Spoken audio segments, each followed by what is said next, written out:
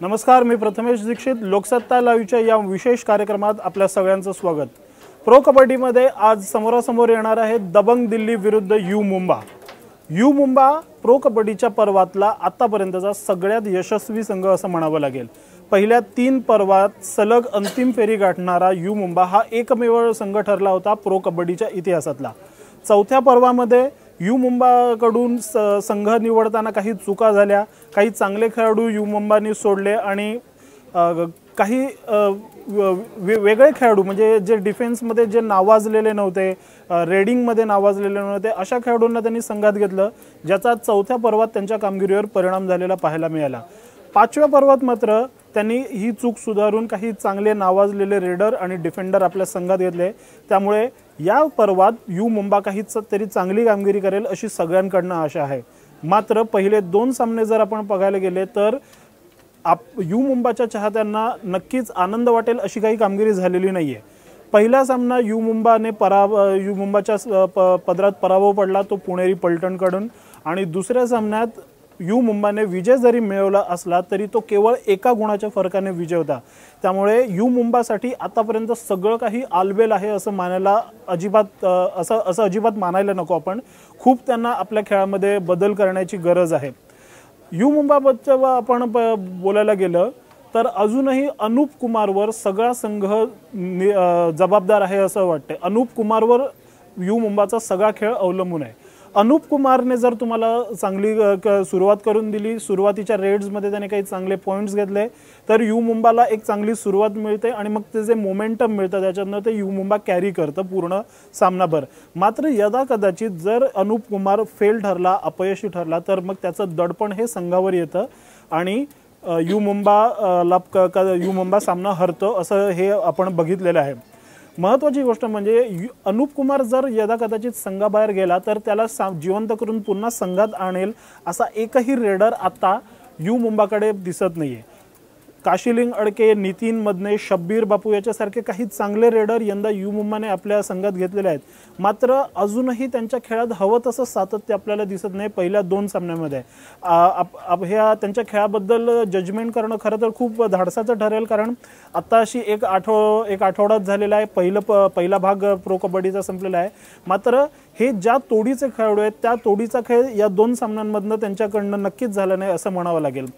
काशिलिंग अडकेने दुसऱ्या सामन्यात नक्कीच चांगली कामगिरी केली. पहिल्या सामन्यात त्याला त्याच्या लौकिकासारखा खेळ करता आला नसला तरी हरियाणा विरुद्धच्या सामन्यात त्याने खूप चांगला खेळ केला. विशेष म्हणजे अनूप जिकडे हरियाणा विरुद्धच्या सामन्यात चालत नव्हता त्या सामन्यात काशिलिंग अडकेने 7 गुण घेतले रेडिंगमध्ये आणि आपल्या संघाला एक विजयासाठी हातभार लावून दिला. त्यामुळे आजच्या सामन्यात काशिलिंग अडके कसा खेळ करतो हे बघावं लागणार आहे. महत्त्वाची गोष्ट म्हणजे गेली 4 पर्व काशिलिंग दबंग दिल्ली संघाकडूनच खेळत होता. त्यामुळे आजच्या सामन्यात तो दबंग दिल्ली विरुद्ध खेळताना त्यांच्या खेळातले बारकावे, त्यांच्या खेळातल्या त्रुटी किंवा त्यांच्या खेळातले प्लस पॉईंट हे काशिलिंग अडकेला माहिती असणार आहेत. त्यांची स्ट्रॅटेजी काय असणार आहे हे काशिलिंग अडकेला माहिती असणार आहे. त्यामुळे काशिलिंग अडकेचा आजच्या सामन्यातला रोल खूप महत्त्वाचा ठरू शकतो. अनूप कुमारचं आजच्या सामन्यात चालणं हे आपण याआधी बोललो की अनूप कुमारचं चांगली कामगिरी करणं हे खूप महत्त्वाचं असतं. अनूप कुमारने चांगली कामगिरी केली तर संघ चांगली कामगिरी करतो. पण त्याला आता महत्त्वाची गोष्ट ठरते की अनूप कुमारला साथ द्यायला शब्बीर बापू किंवा नितीन मदने या 2 रेडरपैकी कुठल्या तरी एका रेडरने, मग ज्याला संघात संधी मिळेल त्या रेडरने चांगली कामगिरी करणं आवश्यक आहे. सगळ्यात पहिले बोलूया शब्बीर बापू विषयी. शब्बीर बापू हा पहिल्या 3 सत्रांमध्ये खूप त्याने चांगला खेळ केला. काही महत्त्वाचे पॉईंट्स आणण्याचं काम त्याने केलं होतं. टो टच असेल, हँड टच याच्यासारखे खूप चांगले स्किल्स त्याच्याकडे होते. महत्त्वाचं म्हणजे ज्या वेळेला आपल्या संघाकडे आघाडी असते त्यावेळेला तो एम्प्टी रेड टाकत खेळाचा स्पीड कमी करण्याचं कौशल्य त्याच्याकडे आहे.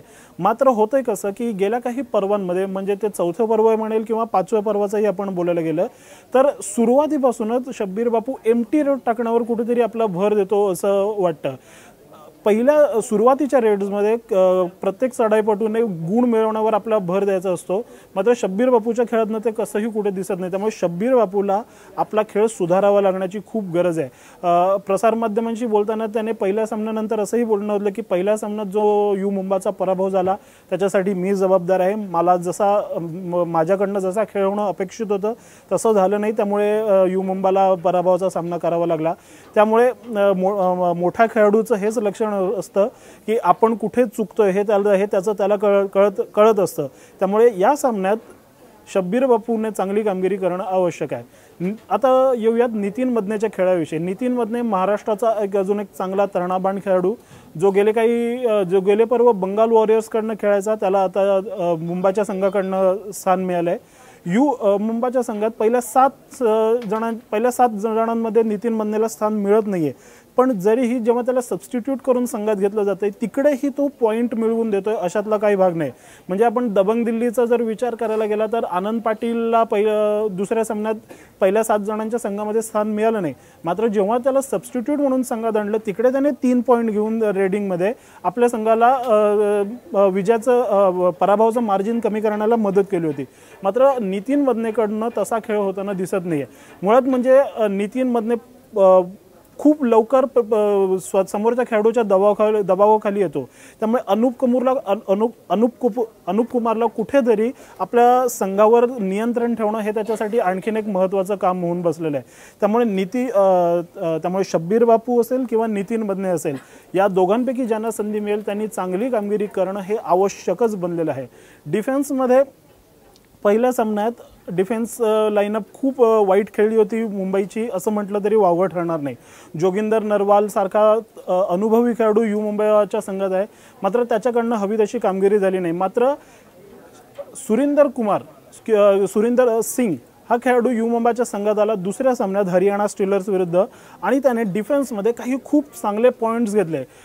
हरियाणा स्टीलर्स विरुद्ध वजीर सिंग सारख्या खेळाडूचा त्याने केलेला बॅक होल्ड हा खरं तर खूप बघण्यासारखा होता। हिमाचल प्रदेशमधनं आलेला हा खेळाडू हा त्याच्या खेळामध्ये खूप चांगले अत्यंत दिसायला खूप छोटा जरी असला तरी त्याच्या खेळात खूप ताकद आहे, त्याच्या हातांमध्ये खूप ताकद आहे। त्यामुळे एखाद्या खेळाडूचा बॅक होल्ड करताना जी एक फोर्स लावावा लागतो बचावपटूला तो त्याच्या खेळात खूप फोर्स आहे। त्यामुळे सुरिंदर सिंग हे यू मुंबाच्या डिफेन्सचं जे कोडं पडलेलं होतं की या पर्वात यू मुंबाचा डिफेन्स कसा खेळणार हे सुरिंदर सिंग हे त्याला मिळालेलं खूप चांगलं उत्तर आहे। दुसऱ्या सामन्यात जोगिंदर नरवालला सूर सापडायला दुसऱ्या सत्राची वाट बघावी लागली, मात्र या सामन्यात त्याला असं करून अजिबात चालता येणार नाहीये। सामन्याच्या पहिल्या मिनिटापासून यू मुंबाच्या डिफेन्सची समोरच्या संघाला भीती वाटली पाहिजे असा खेळ यू मुंबाच्या डिफेन्सकडनं अपेक्षित आहे। त्यामुळे आपण सगळेजण आशा करूया की आजच्या सामन्यात यू मुंबाचा डिफेन्स चांगला खेळेल। आता बोलणार आहोत दबंग दिल्ली या संघाविरुद्ध। दबंग दिल्लीबद्दल आपल्या सगळ्यांना माहिती आहे की गेले 2 सामने त्याने आपली पिछाडी भरून काढत संघात सामन्यामध्ये पुनरागमन केलं होतं। जयपूर विरुद्धच्या सामन्यात त्यांनी असाच जिंकला होता आणि गुजरात विरुद्धच्या संघातही त्यांनी असाच आपल्या पराभवाचं मार्जिन करून 1 गुण मिळवला होता। त्यामुळे पुन्हा एकदा अबू फजल असेल, इराणचा मिराज शेख असेल यांना खूप चांगली कामगिरी करावी लागणार आहे। अनुप कुमार समोर आणि यू मुंबाच्या डिफेन्स लाईन सोबत गुण घेणं तेवढं सोपं जाणार नाही। त्यामुळे हे 2 खेळाडू कसे कामगिरी करतात याकडे सगळ्यांचं लक्ष असणार आहे। विशेष म्हणजे निलेश शिंदे आणि बाजीराव होडगे यांच्यावर अनुप कुमार, शब्बीर बापू, काशिलिंग अडके यांना टॅकल करण्याची जबाबदारी असणार आहे। जर हे 2 डिफेन्समधले खेळाडू यू मुंबाच्या रेडर्सला आउट करू शकले तर त्यांच्या मुंबाच्या संघावर खूप मोठा दबाव पडू शकतो आणि त्याचा फायदा दिल्लीच्या संघाला मिळू शकेल। त्यामुळे आजच्या सामन्यात नेमकं कोण बाजी मारतं याची सगळ्यांनाच उत्सुकता आहे। आपण ठरवल्याप्रमाणे मुंबई आणि पुण्याच्या सामन्यांचे रिव्ह्यू आपण लोकसत्ता लाईव्हवर पाहू शकणार आहोत। त्यामुळे आत्ता इतकंच। क्रीडाविषयक आणि इतर घडामोडींचे अन्य अपडेट्स जाणून घेण्यासाठी तुम्ही लॉग इन करा लोकसत्ता.com वर।